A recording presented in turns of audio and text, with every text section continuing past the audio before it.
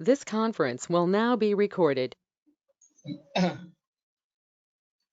अद्य शनिवासरः अथवा मङ्गलवासरः चैत्रकृष्ण द्वादशी दिनांक 8 मे 2021 केस पेपर पृष्ठ क्रमांक 3 गवाही शंखं चक्रं जलकान्दतमृतघटं चारुदौर्भिश्चतुर्भिः सूक्ष्मस्वच्छातिहृद्यां शुकपरिविलसन् मौलिमम्भोजनेत्रं कालाम्भोदोज्ज्वलाङ्गं कटितटविलसच्चारुपीताम्बराढ्यं वन्दे धन्वन्तरिन्दं निखिलगदवनप्रौढदावाग्निलीलम् प्रौढदावाग्निदीपं ब्रह्मणो हि समारब्धा आत्रेयादेषु पूजिताम् अस्मदाचार्यपर्यन्तां वन्दे गुरुपरम्पराम् आयुर्वेदरतं वन्दे माधवाख्यं महागुरुम् आयुर्वेदामृतं सर्वं शिष्येभ्यो यः प्रदत्तवान् द्रष्टाज्ञानी दृष्टकर्मा कृतकर्मा तथैव च अध्यापको विश्वश्रेष्ठो महान् संशोधकस्तथा गुणैरेतैः समुदितैः यत्कार्यं प्रतनोति सः समृद्ध्यर्थं हि कार्यस्य वयं नु प्रयतामहे सरस्वत्यै नमो यस्याः प्रसादात् पुण्यकर्मभिः बुद्धिदर्पणसङ्क्रान्तं जगदध्यक्षमीक्षते आत्रेयं प्रथमं वन्दे आयुर्वेदजगद्गुरुम् आयुर्वेदामृतं सर्वं गृहीत्वा हि सुरेश्वरात् अग्निवेशादिकेभ्यो यत्प्रेच्छत् निसत्तमः प्रथमं तन्त्रकर्तारम् अग्निवेशं नमाम्यहम्।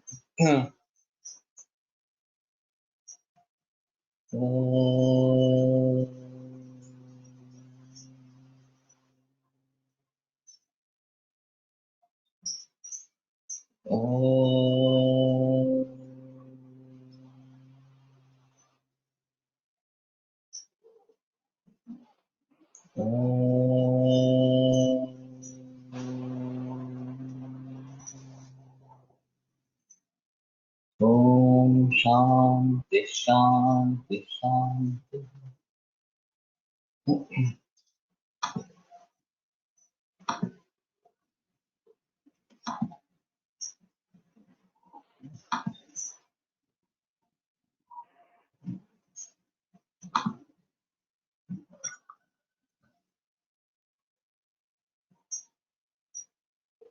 तो हम वैवाहिक जीवन के बारे में बात कर रहे थे और कल एक मुद्दा आया था सामने और उसके बारे में ज्यादा बहस नहीं हुई। वो स्त्री शुक्र और स्त्रियों के लिए वाजीकरण, तो उसी को आगे बढ़ाएंगे। वैसे रसास्वन्मांसो में दोस्ती मज्जा शुक्राणी धातवः, ये जो निर्देश है ये सामान्य निर्देश इस प्रकार का है। शुक्र शब्द होने के कारण ये पुरुषों के लिए है ऐसा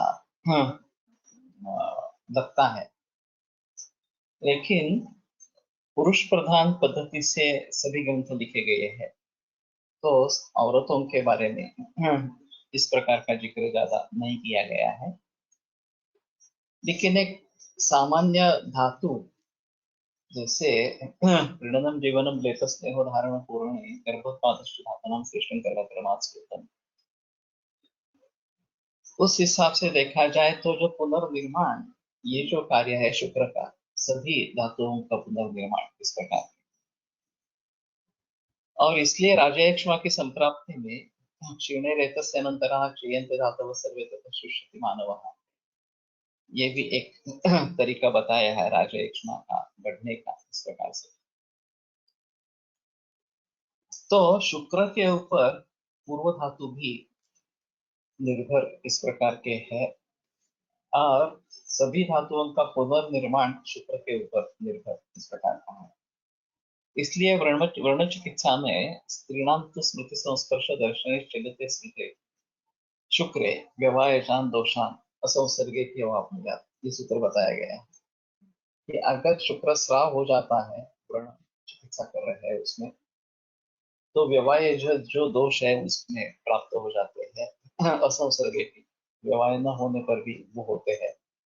अब शुक्र क्षीण होने के जरिए घाव भरता नहीं है, क्योंकि अगर रक्त की वृद्धि करनी है, मांस की वृद्धि करनी है वहां पे, तो भी शुक्र की आवश्यकता रीजनरेशन के लिए आवश्यक इस प्रकार है। तो इस सूत्र को ध्यान में रखते हुए जो आमतौर पर धातुओं का निर्माण, ये जो शुक्र का कार्य है वो स्त्रियों में भी मौजूद है। और इसके लिए एक शुक्र धातु के रूप में उनके शरीर में बनता है।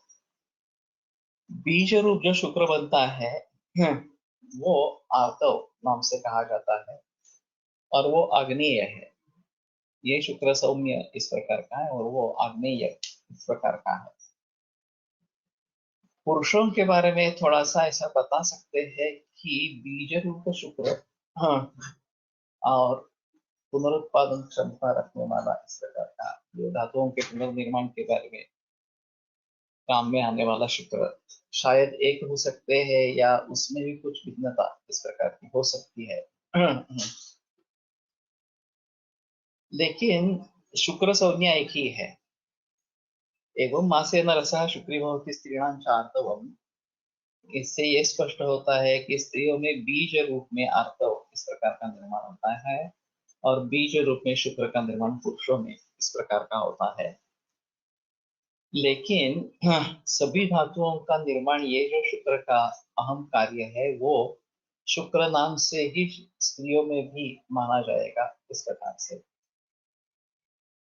अब सुश्रुत में एक अजीब बात कही गई है कि दो स्त्रियों का अगर समागम इस प्रकार का हो जाए होता है तो अनस्थित तत्र जायते, अनस्थि गर्भ वहां पे निर्माण होता है, ऐसा बताया गया है। अनस्थि, अस्थि रहित इस प्रकार। तो ये गर्भ कहने लायक नहीं है वास्तव में कहा जाए तो, और स्त्री और पुरुष दोनों का होना बहुत जरूरी इस प्रकार का है। अभी फिलहाल व्यवहार में मैंने कोई ऐसा उदाहरण सुना नहीं, पण असं दोन स्त्रियांचा समागम होऊन झालेला का की?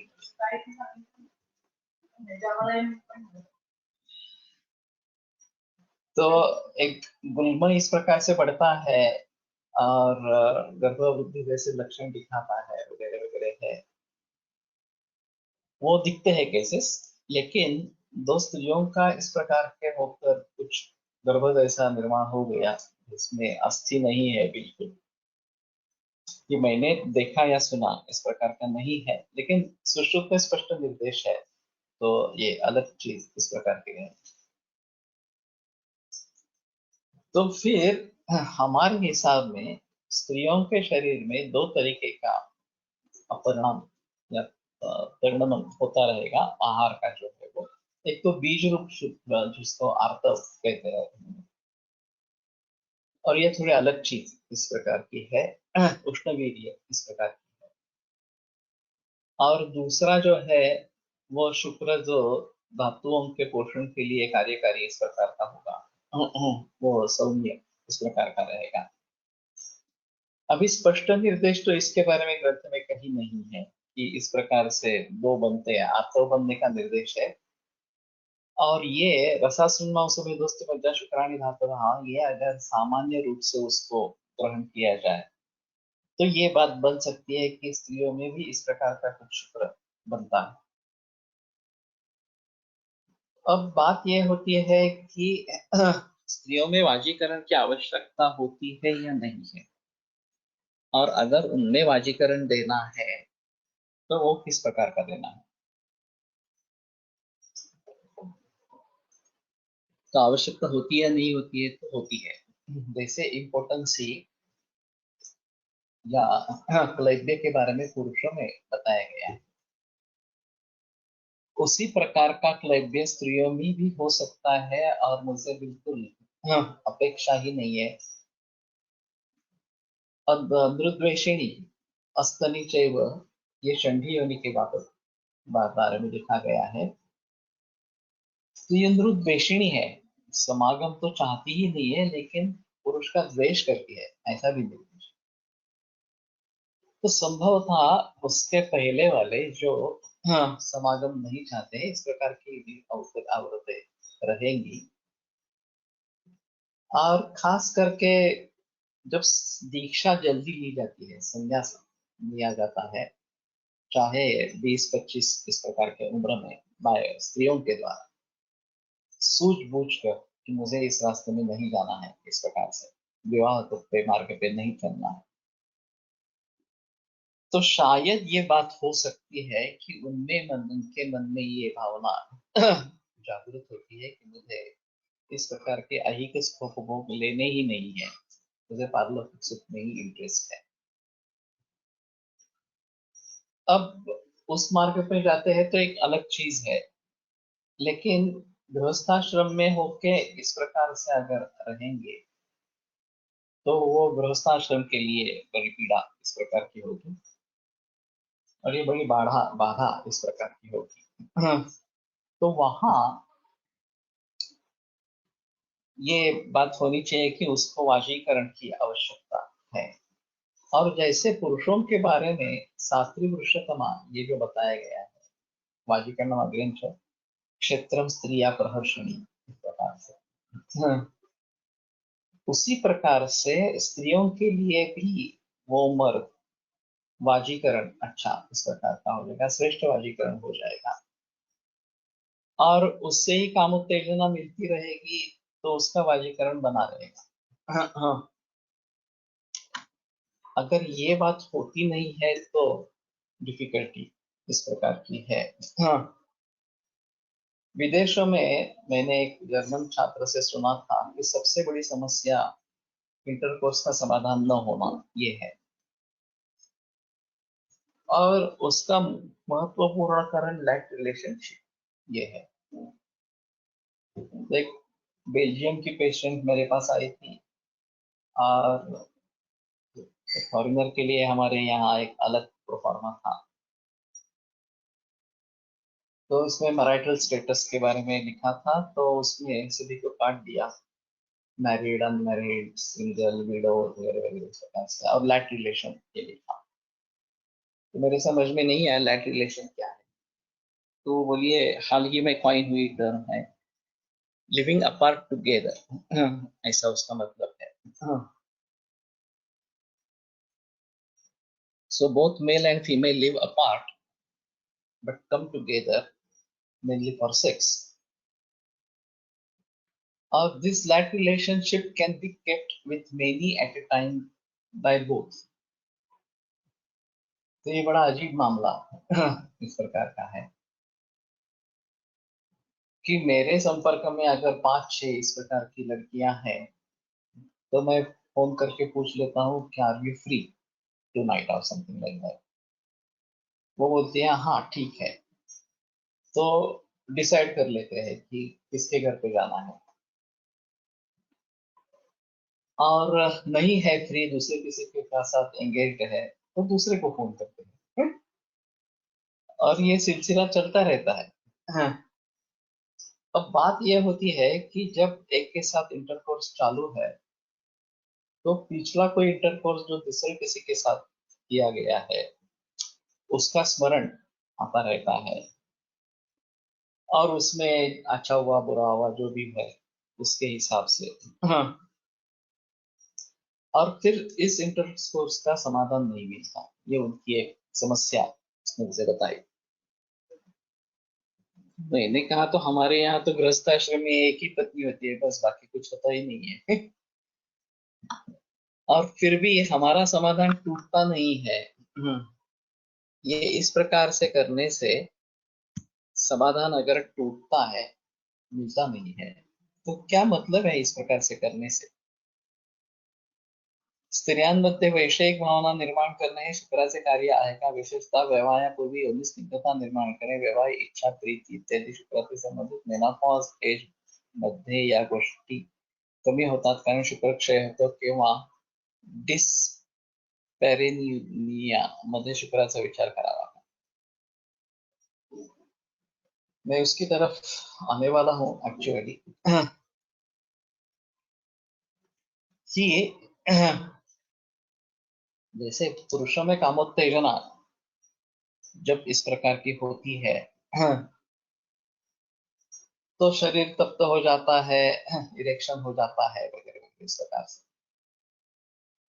उसी प्रकार स्त्रियों में व्हाइट डिस्चार्ज इस प्रकार का होता है, या कुछ कुछ स्राव इस प्रकार का होता है, और वो मेढ्र के लिए आवश्यक होता है कि स्मूथली पैसेज उसका योनि में हो, इसके लिए आवश्यक इस प्रकार का होता है। अब जैसे पुरुषों में हस्तमैथुन किया जाता है, उसी प्रकार अगर ये भावना बढ़ती है और मैथुन की पॉसिबिलिटी नहीं है, तो एक श्वेत प्रदर के रूप में स्त्रियों में ये वैषयिक भावना है, इसका पता चलता है। श्वेत प्रदर में भी एक इन्फेक्शन के जरिए इस प्रकार का है, जिसमें दुर्गंध होती है और थोड़ा स्टिकी इस प्रकार का स्राव होता है, कफ सदृश लक्षण होते हैं। वो थोड़ा अलग रहेगा, वो कफजा लौकोपुड़ता योनि व्यापक इसमें जाएगी। लेकिन पानी जैसा स्राव ज्यादा मात्रा में और फिर उससे दौर्बल्य आना, ये अगर लक्षण है तो समझ ले सकते हैं कि ये विवाह विषयक इच्छा है, उसकी आपूर्ति नहीं हो रही, और इसलिए इस प्रकार का लक्षण दिखाई देता है। अभी ये भी कहीं ग्रंथों में वर्णित नहीं है, ये केवल अनुभवों के आधार पर या दूसरे वैद्यों से जो मैंने सुना है उसके आधार पर मैं बता रहा हूँ। एक पुरुषार्थ पथिक, एक स्वामी राधानंद स्वामी की एक किताब है, मराठी भाषा में है ये, और अमेरिका का एक युवा जो एक्चुअली ये ड्रग्स वाले पंथ में था, वो कन्वर्ट होके वहां से पैदल भारत में आया है, और अफगानिस्तान के यहाँ उसको एक औरत से पाला पड़ता है, और वो सेक्स की डिमांड करती रहती है, ये टालता रहता है इस प्रकार से, और किसी भी तरीके से वहां से निकल जाता है। तो उसमें एक है कि वो औरत ही उस प्रकार के थे, उसके पास पैसे बहुत थे, अंगरक्षक थे उसके खुद के, और कोई इस प्रकार का युवा आदमी दिखता तो उसको पकड़ कर लेके आते और उसके साथ सेक्स करवाते। ये ऐसा वहां पे लिखा है।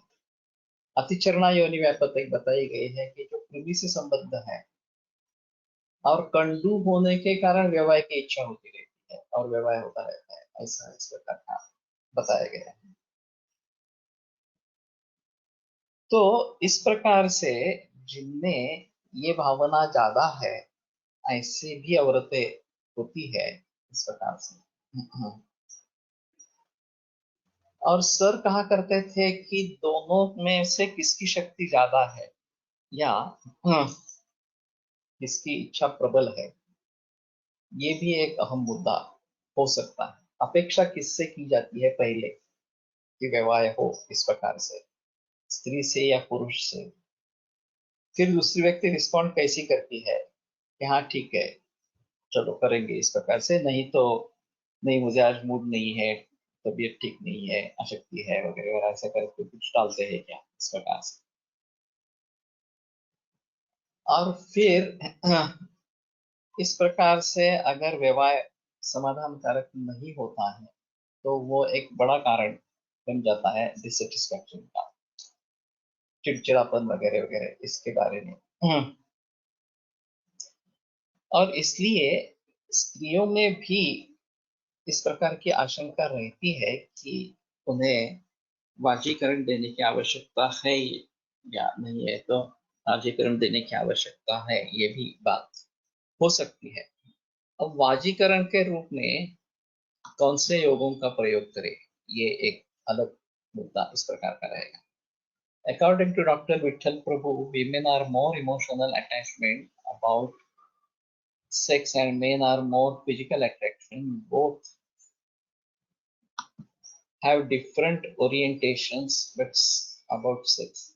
They have to understand these things to satisfy each other, or rather being successful in the relation. ये बात हो सकती है। अभी करियर के जरिए इमोशनल अटैचमेंट कितनी रह गई है, ये एक अहम मुद्दा इस प्रकार के स्त्रियों के करियर के जरिए। स्त्रियों में भी अगर पुरुषों में भी अगर करियर ओरिएंटेशन होगा तो ये भावना कम हो सकती है, ये एक है। हल्ली रजस्वला परिचर्या पाळी जात नाही ग्रंथात त्याचे दुष्परिणाम म्हणून अंजनाने अंध रोदनाने अविकृत दृष्टी अतिश्रवणाने बाधित सुश्रुत अति बोलण्याने प्रलाप, वायू सेवनाने उन्माद, अभ्यंग केल्यास कुष्ठ, स्नान अनुलपनाने दुःख, असे सांगितले। याचा विचार कसा करायचा? वास्तव में ऐसा है कि हमारे ग्रंथों में ही निर्देश है, तो उसके बारे में हमें जरूर सोचना है। ऐसा नहीं कि हम उसको मानेंगे नहीं या उसके विश्वास नहीं करेंगे इस प्रकार से। तो ये सभी बातें नहीं होने देनी चाहिए, और खास करके विश्राम की आवश्यकता इसमें ज्यादा है।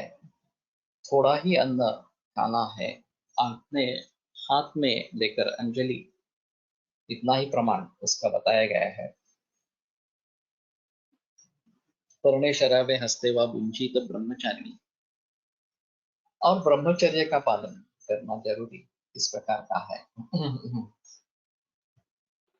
तो कम से कम जिनको हम लोगों को बता सके और प्रैक्टिस में ला सके, ये तो हमें करना है। अभी मुझे भारत में प्रचलन मालूम नहीं है कि इसका में व्यवहार किया जाता है या नहीं किया जाता है। विदेशों में किया जाता है जैसे मैंने कहा, और ये सेफ पीरियड इस प्रकार का माना जाता है। तो ये गलत इस प्रकार की बात है। और फिर ये छुआछूत का विषय जो है, ये बड़ा सदमा इस प्रकार का माना जाता है, अपवित्र वो मानी जाती है। और फिर पूजा कर्म करना या नहीं करना, अकॉर्डिंग टू विठल प्रभु, ये ठीक है। सेक्सोलॉजिस्ट इस प्रकार के हैं। तो ये मुद्दा अहम है कि स्त्रियां ज्यादा इमोशनल होती है और पुरुषों में ज्यादा फिजिकल अट्रैक्शन होता है। तो ये एक मुद्दा हम जरूर समझने की कोशिश करेंगे और देखने की कोशिश इस प्रकार से करेंगे। लेकिन जैसे मैंने समीर परांजपे के पिता के बारे में बताया कि उनका कहना था कि कम से कम अन्न या पानी को छूना नहीं है उसको, वो दूषित हो जाता है इस प्रकार से। तो ये कम से कम अगर शुरू करे तो ठीक है। अभी ऐसा है कि अगर न्यूक्लियर फैमिलीज है, दो ही पति पत्नी घर पे है, तो फिर पति को ये जिम्मेदारी उठानी पड़ेगी खाना बनाने की, और वो ज्यादा तकलीफ वाली इस प्रकार की बात है, क्योंकि उनको इस प्रकार की शिक्षा ही नहीं है। और दूसरी चीज, अगर पत्नी अनपढ़ हो या ज्यादा सीखी नहीं हो, तो उसके बाहर के व्यवहार के बारे में कुछ मालूम नहीं होता, बैंक में जाकर क्या करना है वगैरह इस प्रकार से। तो वो भी अलग मुद्दा हुआ कि पढ़ने के बावजूद अगर व्यावहारिक ज्ञान नहीं है, तो वो भी एक बड़ा सिलसिला हो जाता है। In Western countries, they have this concept of sexual tantra for enlightenment. Is it possible to get enlightened through sex? Ayurveda advises to have intercourse for purpose of अपत्य प्राप्ति। ये संतोप्य और अपत्यार्थम तंतुत्य संततम रहा, ऐसा है सज्जनों का कहना है। और ज्यादातर जो एक अलौकिक पुरुषों की निर्मिति होती है, गर्भ निर्मिति होती है, जैसे ज्ञानेश्वर वगैरह है, निवृत्ति ज्ञान है, सोपान मुक्ता, वहां पे ये पॉसिबल है कि केवल अपत्य प्राप्ति के लिए ही समागम हो, सेक्सुअल सेटिस्फैक्शन के लिए, उसका आनंद के लिए ये नहीं हो इस प्रकार से।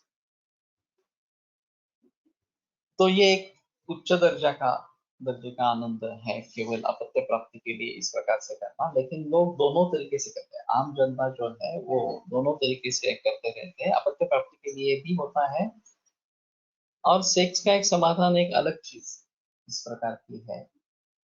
तो वो पाने के लिए सेक्स किया जाता है, आनंद उससे मिलता रहता है, और वो भी अहम मुद्दा है। ऐसा नहीं कह सकते कि एक जीवन का आनंद है उसको लेना ही नहीं है, ये नहीं बता सकते इस प्रकार से। जे या गोष्टीचे सतत सेवन केल्यास जो दृष्टी, तर त्यामुळे अपत्यामध्ये दोष उत्पत्ती होते असं म्हणता येईल ना, ये पॉसिबल है। तो उसमें ग्रंथों में ही लिखा गया है कि ये पूर्व तिस्रश्च निंदिता पहले 3 रात्रि निषिद्ध है इस प्रकार से। रोग्यल्पाय और धन्य व गर्भो बहुत ही नहीं है, गर्भ होता ही नहीं है, अगर होता है तो हाँ, रोगी होता है, अल्पायु होता है इस प्रकार से। तो इसलिए वो टालना है इस प्रकार से। हाँ, और अगर अपत्य प्राप्ति होती है उस अवस्था में तो उसमें दिक्कतें आ सकती है। अब एनलाइटन होना ये तो उसका नतीजा है ही, सेक्स का नतीजा है ही। इस एक तरीके से आनंदित तथा प्रहर्ष होना। और जैसे मैंने कहा कि शादी के बाद वजन बढ़ते हैं क्योंकि ये समाधान मिलता है, उससे पुष्टि होती है शरीर इस प्रकार से। और इसलिए अब्रह्मचर्य को भी उपस्तंभ माना गया है। आहार शयना ब्रह्मचर्य युक्त्या निषेविते, तो आ है शयना ब्रह्मचर्य, तो अब्रह्मचर्य को वाग्भट ने ज्यादा महत्व दिया है। और अगर ब्रह्मचर्य अच्छा है, मूल रूप से है, तो ब्रह्मचर्य भी इस प्रकार से तुम्हें उपस्तंभ बन जाता है। Our text also advocates importance of brahmacharya in the context of वाजीकरण अध्याय। या इसमें वाजीकरण अन्विच्छेद सततम विषयी पुमान, ये वाग्भट का है। और वाजीकरण अन्विच्छेद पुरुषो नित्यम आत्मवान, ये चरक का है। दोनों में भेद है। आत्मवान पुरुष को वाजीकरण की इच्छा करनी है, ऐसा चरक कहते हैं, जिसका अपने मन के ऊपर काबू है इस प्रकार से। और विषयी पुमान अगर है तो उसको वाजीकरण की जरूरत है, क्योंकि उसका शुक्रक्षय होता रहेगा तो शुक्रक्षय जन्य विकार उसमें होते रहेंगे। फिर भी व्यवहार के बारे में जितने भी नियम बताए गए हैं उन सभी नियमों का पालन करके ही व्यवहार करना है, ये एक अहम मुद्दा इसमें है। तो उसमें कंट्रोल करना भी आवश्यक है। ऐसा नहीं है कि कुछ भी कंट्रोल इसके ऊपर नहीं हो, जब चाहे जैसे चाहे इस प्रकार से करो, ये भी अपेक्षित नहीं है। और पूरी तरीके से ब्रह्मचर्य गृहस्थाश्रम में प्रवेश किया है तो पूरी तरीके से ब्रह्मचर्य, ये भी अपेक्षित नहीं है। तो दोनों का बैलेंस अच्छा होना चाहिए। They claim to get nirvana through tantric sexual intercourse. Is there such reference in Indian literature? ये तो मुझे पता नहीं है ये तांत्रिक सेक्सुअल इंटरकोर्स क्या है इस प्रकार के बारे में। लेकिन हमारी जो 4 आश्रम की पद्धति है, गृहस्था ब्रह्मचर्य आश्रम, जिसमें सेक्स से दूर इस प्रकार से रहना है जब तक आप अध्ययन कर रहे हैं, फिर गृहस्थाश्रम में प्रवेश करो और गृहस्थाश्रम का सुख ले लो। जब बच्चे बड़े हो जाएंगे, हाँ, तो एक बॉन्डिंग बन गया है पूरे कुटुंब परिवार में, इस प्रकार से उससे अलग होने की कोशिश करो, ये वानप्रस्थ आश्रम। और फिर संन्यास आश्रम में दूर हो जाओ सभी से, विजनवास इस प्रकार का करो, ये ग्रंथों का कहना है। तो गृहस्थाश्रम का पूरी तरीके से प्रयोग करने के बाद वानप्रस्थाश्रम बताया गया है, तो बाद में हमें ऐसा नहीं लगे कि अरे ये एक बड़ा आनंद था मेरे जीवन का जो मैंने लिया ही नहीं, उसके बारे में सोचा ही नहीं इस प्रकार से। तो ये बात नहीं होनी चाहिए। अगर आप सच्चे ब्रह्मचारी शुरू से ही है और उसमें जाना ही नहीं चाहते हैं तो अलग बात है, तो फिर आप ब्रह्मचर्य आश्रम ही कंटिन्यू करो, गृहस्थाश्रम में प्रवेश ही मत करो। फिर वानप्रस्थाश्रम ज्यादा आसान होगा, क्योंकि डिटैचमेंट जल्दी हो जाएगी, अटैचमेंट ही नहीं है। अटैचमेंट जब हो जाती है तो डिटैचमेंट डिफिकल्ट, अगर अटैचमेंट हुई ही नहीं है तो डिटैचमेंट काफी आसान इस प्रकार की होगी। हाँ। तो जिनको मोक्ष प्राप्ति के लिए प्रयास करने हैं उनके लिए ये मार्ग है कि गृहस्थाश्रम में प्रविष्ट हो तो भी वानप्रस्थाश्रम और फिर संन्यासाश्रम के बारे में सोच सकते हैं, और फिर अलग हो जाते हैं इस प्रकार से। लेकिन ज्यादातर लोग गृहस्थाश्रम में ही अटक जाते हैं, वानप्रस्थाश्रम के बारे में भी सोचते नहीं है। और वानप्रस्थाश्रम तो एक अलग चीज है, डिटैच होना ये भी नहीं होता है, कितने भी बड़े हो जाए तो भी डिटैचमेंट नहीं होती है। और फिर ये आसक्ति के कारण उपदा ही परो हेतु दुख दुखाश्रय रहा, ये जो दुख और दुखाश्रय शरीर है वो मिलता रहता है, जन्म होते रहते हैं और जन्म जन्म इस प्रकार का सिलसिला चलता रहता है। तो उसमें से अगर मुक्ति पानी है तो हमें इसके बारे में जरूर सोचना पड़ेगा कि डिटैचमेंट का आरंभ कहीं ना कहीं तो करना है। इतने पैसे मेरे पास हो जाए नहीं जाने पर मैं डिटैचमेंट करूंगा, मैं आगे सोचूंगा, या बड़े लड़के इतने बड़े हो जाने पर मैं इसके बारे में सोचूंगा। हाँ, ऐसा लोग सोच सकते हैं और करते भी है इस प्रकार से। लेकिन ये भी करने वाले बहुत कम है, ज्यादातर वहीं पे अटक जाते हैं और आगे के बारे में सोचते इस प्रकार के नहीं। विज्ञानम विजने रति ही, विजने रति ये संन्यास के प्राप्ति के लिए या मोक्ष प्राप्ति के लिए बताया गया इस प्रकार का है। तो ठीक है, कहने का तात्पर्य ऐसा है कि स्त्रियों के लिए भी वाजीकरण देना जरूरी होता है कुछ केसेस में, अगर उनमें विवाह इच्छा कम हो या द्वेष हो वगैरह वगैरह इस प्रकार से, तो उसको कम कैसे करेंगे।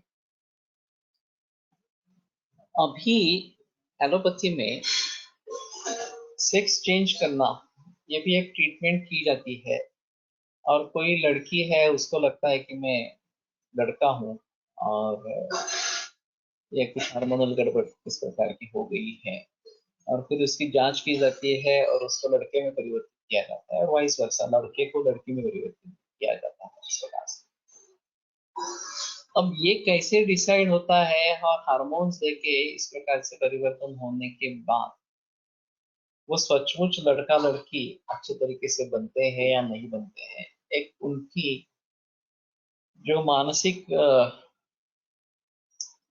तकलीफ होती रहती है उससे छुटकारा मिलता है, क्योंकि वो खुद को मानता है कि मैं अपीयरेंस वाइज मैं लड़की हूँ लेकिन मैं लड़की नहीं हूँ, मैं लड़का हूँ इस प्रकार से। तो इसके बारे में हम क्या सोचेंगे ये एक अहम मुद्दा है। इस प्रकार के मरीज हमें तो दिखाई नहीं देते, हाँ, हमारे पास आने वाले नहीं है, नहीं के बराबर इस प्रकार के हैं। लेकिन हाँ, हाँ, इसके बारे में थोड़ा देखना पड़ेगा। ये जैसे निर्वाण के बारे में तुम संभोगा करुण समय समाधि करे, ये रजनीश का था, from sex to sexual intercourse to samadhi और समथिंग लाइक दैट। उनकी किताबें पढ़ी नहीं है या उनके ऑडियोज भी ज्यादा सुने नहीं है, कुछ कुछ सुने हैं ऑडियो इस प्रकार से, लेकिन इसके बारे में एक बार सोच सकते हैं क्या है इसका। अत्यावश्यक पोषण रसाचा उपधातू या मार्गाने व शुक्र पोषक पुरुष औषध दोन्हीमुळे होते हैं असं म्हणता येईल। आर्तव का जो है वो तो रस से क्रम प्राप्त होकर आर्तव तक पहुंचना है, रस रक्त मांस मेधा से ऊर्जा, और फिर शुक्र या आर्तव इस प्रकार से। और उसमें एक अहम मुद्दा है कि ये सभी धातुओं से आगे निकलता हुआ शुक्र तक पहुंचता है, तो सभी धातुओं का रिप्रेजेंटेशन उसमें आ जाता है। और इसीलिए शुक्र सभी धातुओं को निर्माण करने में सक्षम इस प्रकार का होता है। अब दूसरी चीज है सद्य संप्रहर्षण इस प्रकार से।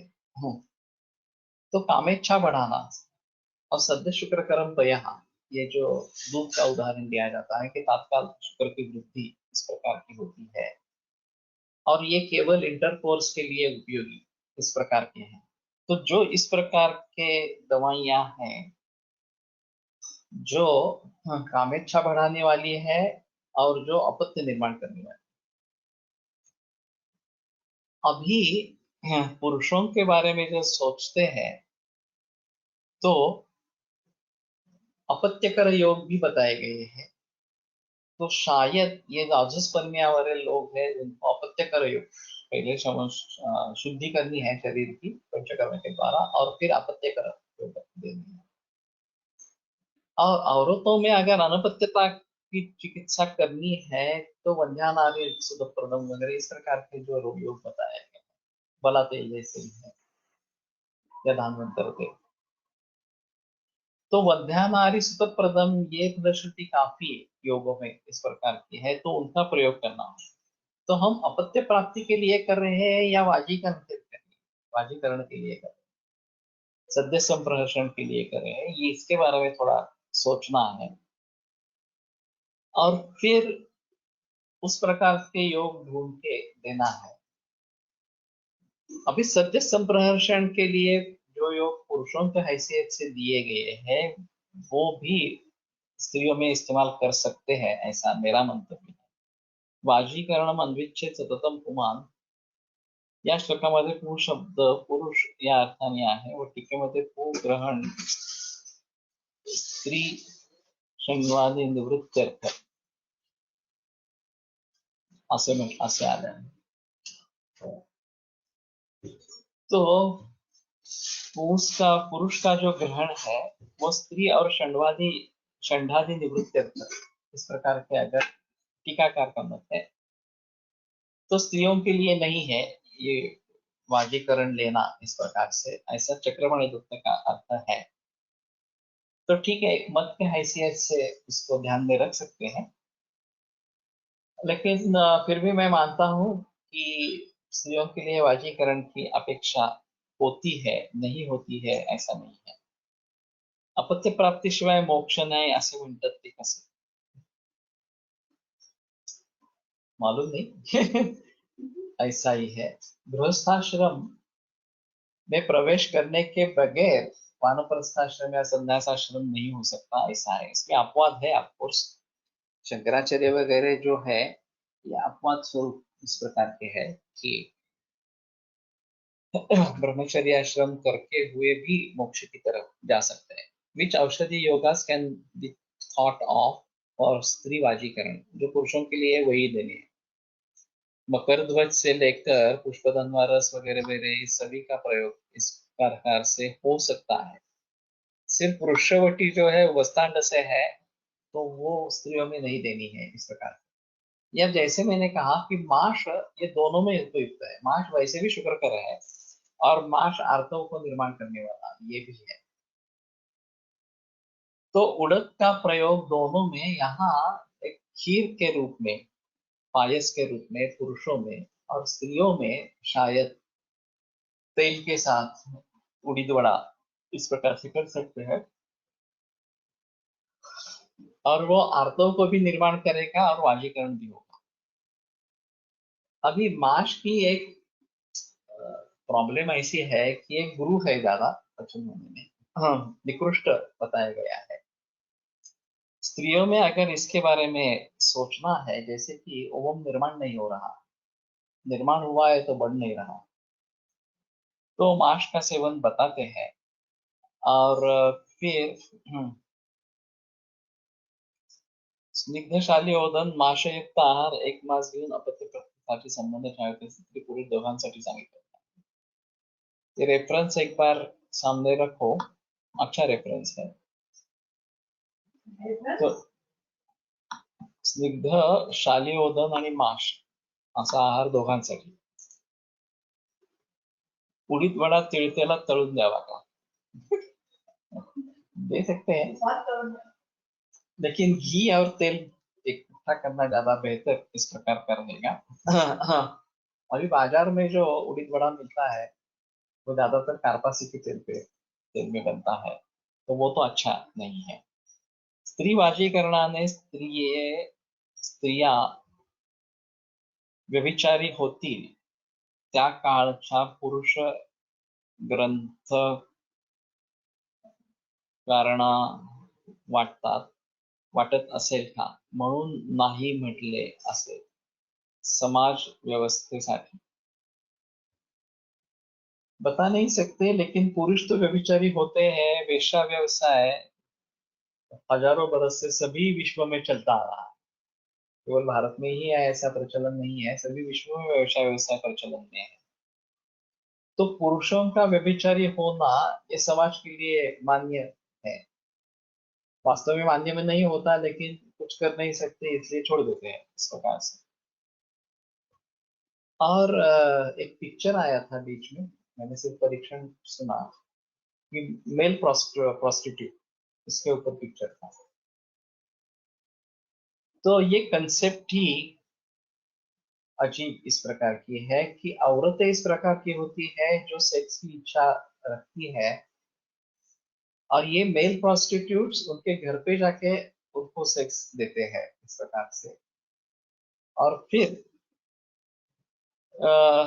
उसको जो दिक्कतें आती है उसके ऊपर ये पिक्चर था, मुझे याद नाम नहीं याद रहा, याद आ रहा, हिंदी में पिक्चर था इस प्रकार की, लेकिन ये अलग ही था। और मराठी में अनाहत ये जो पिक्चर बताया गया है, नियोग इसके कल्पना के ऊपर, कि षंड राजा है और फिर वो उसकी पत्नी जो है वो एक किसी वर को चुन ले सकती है और फिर उसके साथ सभी के अनुमति से विवाह करती है, और ये केवल अपत्य प्राप्ति के लिए किया जाता है इस प्रकार से। तो ये भी काफी, ये तो दिलचस्प मूवी थी अनाहत, ये जो है वो, और कंसेप्ट वाइज एक अलग मूवी थी। असं आहे, नानल सरांच्या बुक मध्ये अपत्य प्राप्ती अगोदर तुपात तळलेले माश वडे पुरुषासाठी आणि तेलात तळलेले माश वडे स्त्रीसाठी सांगितले आहे। माझ्या वापरात बरेच वर्षापासून आहे। ओके, तो तेल का नारी के लिए बताया है, वैसे दाता शास्त्री माशि स्थिति के लिए। ओके। तो नारिम तैलेन माशेश्च पित्तले संपाचरे, ये जो बात बताई गई है उसको ध्यान में रखते हुए शायद ये बात हो सकती है। तो वैद्य विलास नानल सर मनोवांछित संतती बुक मधील त्यांचा लेख, इफ आई रिमेम्बर करेक्टली, ये मनोवांछित संतति, ये अभी तो सब लोग पोसेंगे और अंधश्रद्धा निर्मूलन वाले टूट पड़ेंगे। ये आप अपप्रचार कर रहे हैं वगैरह, ठीक है, लेकिन ये किसकी किताब है और उनका आनंद का लेख है या बाकी लोगों के भी लेख उसमें है? कुटुंब व्यवस्था टिकवण्यासाठी स्त्रियांवर अधिक बंधने पुराण ग्रंथात आहेत, तेच आजकाल बिघडलेले दिसत आहे। लेकिन राम का आदर्श हमारे सामने है, और एक पत्नी व्रत इस प्रकार का, और वैसे भी बहुपत्निकत्व ये प्रचलन में था काफी पुराने समान जमाने से, और खास करके श्रीमान लोगों में या राजा लोगों में, और उसमें पॉलिटिकल मैरिजेस भी होती थी। किसी दूसरे राज्य के साथ संबंध जोड़ना है तो उस घर में शादी करनी है, पहले 2-3 शादियां हो चुकी है तो भी इस प्रकार की होती है, और ये शायद अनुमत था कि पुरुष ज्यादा औरतें रख सकता है, लेकिन स्त्री को इस प्रकार की अनुमति नहीं थी। और एकमात्र उदाहरण द्रौपदी का है, वो बहुत अपवाद स्वरूप इस प्रकार का है, उसको 5 पति, 5 पांडव उसके पति थे, ये एक अलग हुआ. सुश्रुताचे जयफळ शाली 2:28 शालिहोदन व तैलमाशोत्तरा बोललेलं. आयुर्वेद व्यासपीठ प्रकाशन आहे मनोवांछित संतती. ओके, आय थिंक आयुर्वेद व्यासपीठ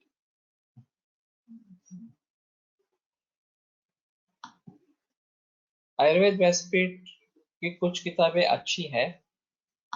कड़ी उमलताना ये एक उनका पब्लिकेशन है, और इस पौगंडावस्था में स्त्रियों में जो परिवर्तन आते हैं उसके बारे में ये जिक्र है, और उसकी आवश्यकता है. अभी सेक्सुअल एजुकेशन देना है नहीं देना है इसके बारे में काफी बहस हो रही है, और वास्तव में ये अनिवार्य है.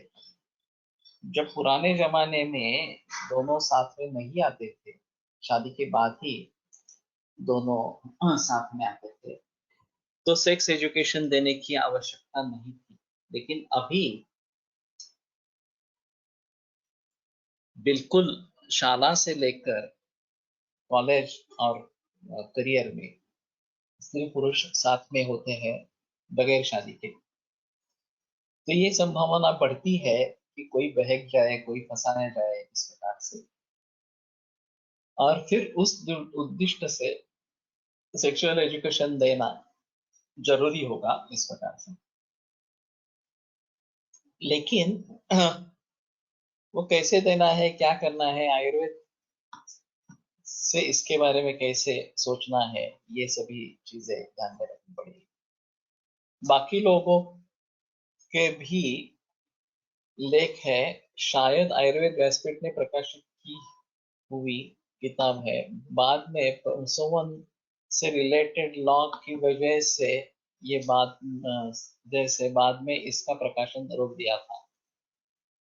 तो ये एक बड़ी मूर्खता है जो अंधश्रद्धा निर्मूलन समिति कर रही है इसके बारे में, और एलोपैथी के लोगों की भी इसमें साथ है, और तथाकथित एक बुद्धिवादी वर्ग समाज में है जो इसका प्रतिरोध इस प्रकार का करता रहेगा.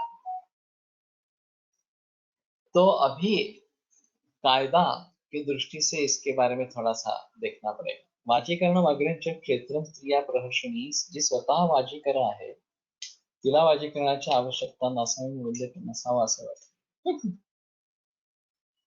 नहीं, खुद वाजीकरण होना और दूसरों के लिए वाजीकरण होना ये अलग चीज इस प्रकार की. बॉडी शोज पुरुषों के भी होते हैं और स्त्रियों के भी होते हैं, औरतों के भी होते हैं. मुझे बड़ा अजीब लगता है, आश्चर्य लगता है जो पुरुषों के ज्यादा नहीं दिखाए जाते, उसमें बॉडी बिल्डिंग का ज्यादा महत्व है. लेकिन स्त्रियों के इस प्रकार के शोज होते रहते हैं टीवी पर, काफी दिखाई जाते हैं, और फिर उसकी परीक्षा होती है, उसके लिए उसके नंबर निकाले जाते हैं वगैरह इस प्रकार से. तो स्त्रियां भी इस प्रकार से बॉडी शोज पुरुषों के हैं, वो शायद देखते होंगे, पता नहीं, उतने पैमाने पर नहीं होते हैं इस प्रकार से. लेकिन कॉलेज कट्टा वगैरह इस प्रकार में जो गॉसिपिंग होता रहता है कि कौन अच्छा दिखता है, कैसे दिखता है वगैरह वगैरह, ये अगर युवा लड़कियों में बातें होती रहती है तो वो भी इसके बारे में सोचती है, उसके लिए भी कौन ज्यादा आनंद देने वाला या वाचीकर है, ये थोड़ा सा हो सकता है इस प्रकार से. How do we consider nymphomania to treat according to Ayurveda? मालूम नहीं निम्फोमेनिया क्या है. तो अगर लक्षण वगैरह कुछ बताओगे तो, या कारण कुछ बताओगे तो पता चलेगा. तो कहने का तात्पर्य अर्थ ये है कि स्त्रियों के लिए भी वाजीकरण आवश्यक इस प्रकार का रहेगा, और पुरुषों के जो सदस्य एक्सेसिव अर्ज फॉर सेक्स, इसमें निम्फोमेनिया कहते हैं. अतिस्त्री कामता वृद्धम शुक्रम शुक्राश्मरी अभी ये सूत्र है हमारे हिसाब में. अति शुक्र वृद्ध हो जाता है तो अतिस्त्री कामता इस प्रकार का करता है. और फिर शुक्र को कम करने की उसमें चिकित्सा देनी है, पित्तरस वगैरह का प्रयोग ज्यादा करना है, अतिचरणा।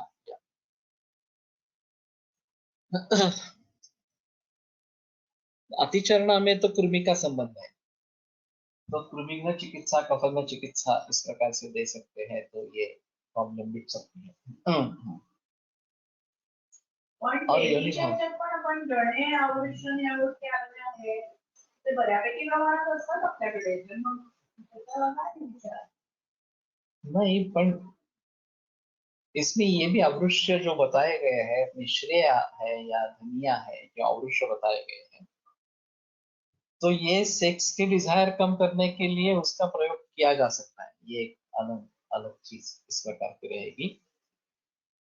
और फिर ये कब तक करना है कि जब तक ये ज्यादा अर्ज कम हो जाए, नॉर्मल अर्ज हो जाए तो बंद कर देना है, इस प्रकार का थोड़ा सोचेंगे।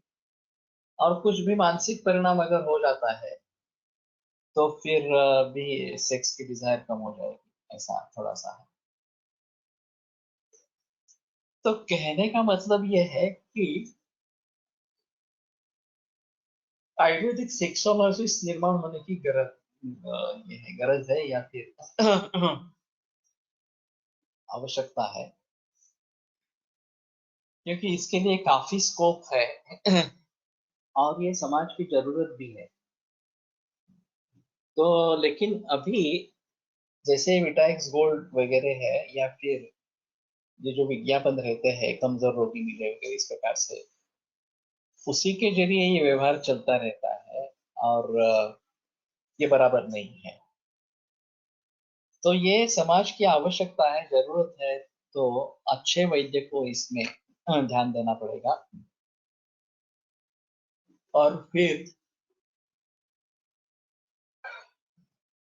इसके बारे में मार्गदर्शन इस प्रकार से करना पड़ेगा। 40 नंतर से जीवन काम जीवन, ये शशांक सामक, इनके शो होते रहते हैं। मैं भी एक बार सुनना चाहता हूँ क्या बताते हैं ये इसके लिए। और उनके और भी है इसी प्रकार से एलोपैथी के डॉक्टर है, और एक बार सुन लेना है कि वो क्या क्या क्या बताते हैं, हमारे हिसाब में कितना बराबर है इस प्रकार से। लेकिन जिसको सेक्सोलॉजी में प्रैक्टिस करनी है उनके लिए ये आवश्यक इस प्रकार का रहेगा। प्रॅक्टिकली अतिचरणामध्ये योनी दूषित स्राव नसतो, कृमिघ्न चिकित्सा करून हाताळण्यास दिल्यास आजार कायमचा जातो। तो ठीक है, कृमि ये एक अजीब निदान इस प्रकार का है, और गुदन द्वार से संबंध ज्यादा होता है। तो मैं ये करंजल कापूर तेल और निर्गुंडी तेल इसका प्रयोग करता हूँ। करंजल कापूर केवल 2-3 ml इतना ही लेता हूँ, और 30-40 ml ये निर्गुंडी का तेल प्रयोग करता हूँ। Extramarital relations are more due to this type of sex-related affections. ये तो सही है। और फिर ये समाज के लिए एक डब्बा है इस प्रकार से, परिवार के लिए ये बड़ा दुख इस प्रकार का है। और जो औरतें इसका शिकार है, ये ज्यादा नहीं देखा जाता कि औरतें व्यभिचारी ज्यादा होती है, पुरुष ज्यादा व्यभिचारी होते हैं, यही देखा जाता है ज्यादातर। औरतें भी हो सकती है, ऐसा नहीं है, हो ही नहीं सकती, लेकिन ज्यादा प्रमाण उनका नहीं है। स्त्रियांच्या बाबत योग्य प्रमाणात रज प्रवर्तन झाल्यास कामेच्छा योग्यरित्या उत्पन्न होते असे दिसते। या मागील कारण त्यांच्यामध्ये अपत्य प्राप्तीसाठी संबंध ठेवण्याची इच्छा ही जास्त असते। पुरुषांमध्ये ही इच्छा आनंदासाठी अधिक, असं काही असू शकते का? हो सकता है। जो स्त्री की अटैचमेंट अपत्य से काफी हो जाती है, एक अपत्य प्राप्ति के लिए प्रयास करना या अपत्य प्राप्ति की कामना रखना, ये स्त्री जन्म का एक अहम मुद्दा है, और उसके लिए वे प्रयास करते रहते हैं। अनपत्यता होती है तो बड़ा दुख इस प्रकार का होता है। पुरुषों में इतना नहीं रहता, होती है इच्छा अपत्य प्राप्ति की, लेकिन स्त्रियों जितनी नहीं होती है। उसका महत्वपूर्ण कारण है कि स्त्रियों की अटैचमेंट 9 महीने जो अपत्य के साथ रहती है, वो इसमें काफी महत्वपूर्ण इस प्रकार की है. स्त्रीशु हर्षण है कफजकरणी लक्षण सांगितलेले आहे. तो कफ की हो सकता है चिकित्सा करनी है. In modern science for nymphomania, it says as psychological disorder and patient suffers a lot. तो सिर्फ इस प्रकार के साइकोलॉजिकल डिसऑर्डर है ऐसा करके छोड़ देना तो उचित इस प्रकार का नहीं है. तो फिर उसके बारे में हमें किस तरीके से सोचना है ये थोड़ा सा देखेंगे. और कामेच्छा कम करने के लिए अवश्य इस प्रकार के औषधियों का प्रयोग करेंगे. मेनोपॉज़नंतर स्त्रियांच्या या इच्छा कमी होताना दिसतात. ये तो सही है. उसमें ऐसा है कि अर्ली मेनार्क और अर्ली मेनोपॉज ये स्त्रियों का विशिष्ट, और पुरुषों में डिलेड इस प्रकार की प्यूबर्टी चेंजेस है, और निवृत्ति भी देरी से इस प्रकार की है. तो मेनोपॉज में योनि रुक्षता हो जाती है और फिर ये संबंध की इच्छा नहीं होती. ये स्त्रियों में काफी देखा जाता है. पुरुषों में 70 बरस तक भी इच्छा होती रहती है और करते भी रहते हैं. करंजल कापूर oil in how much quantity? 2 या 3 ml. ये ग्रीन फार्मेसी का तैयार आता है, नहीं तो करंजल तेल में कापूर डालो और इसका प्रयोग करो. ज्यादा करने से कभी कभी उदावरता जैसे लक्षण दिखते हैं, सर्दी भी होती है, तो थोड़ा उसके बारे में सोचना. एक रुग्णा होते अपत्य प्रदेश समजणं असं त्याचं समज आहे, पण त्याशिवाय असं करणं तिला योग्य वाटत नसेल. जास्त आध्यात्मिक उपचार करत असताना तिच्या पत्तीमध्ये यामुळे नैराश्य होते. ये पॉसिबल है. और फिर उसको समझाना जरूर. दोनों की अगर इसी प्रकार की इच्छा है कि केवल अपत्य प्राप्ति के लिए ही समावेश करना है तो अलग बात, लेकिन एक के लिए सिर्फ इसके लिए ही नहीं करना है, प्लेजर के लिए भी करना है, तो ये मिसमैच इस प्रकार का हो जाएगा और फिर दिक्कत होगी. दोनों में से किसी को एक को भी तो समझाना पड़ेगा इस प्रकार से. तृतीय पंथियों के बारे में मुझे भी जानकारी नहीं है कि ये कैसे निर्माण होते हैं. वैसे बताए हैं कि दोनों समसमान होते हैं, तो इस प्रकार के तृतीय पंथी निर्माण होते हैं. तो मुश्किल है.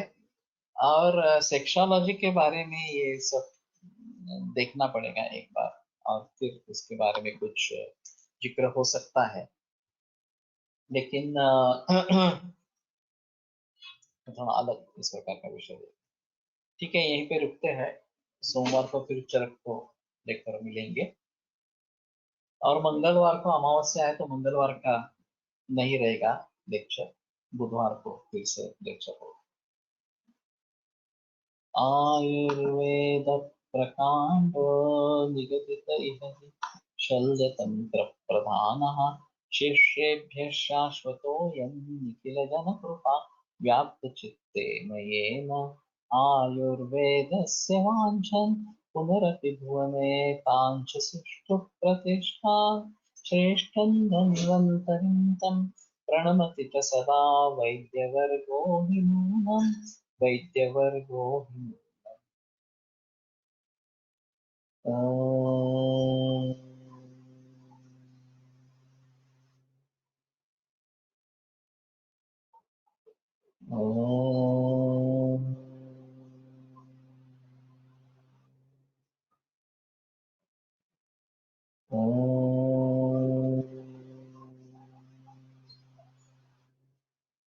ओम शांति शांति शांति.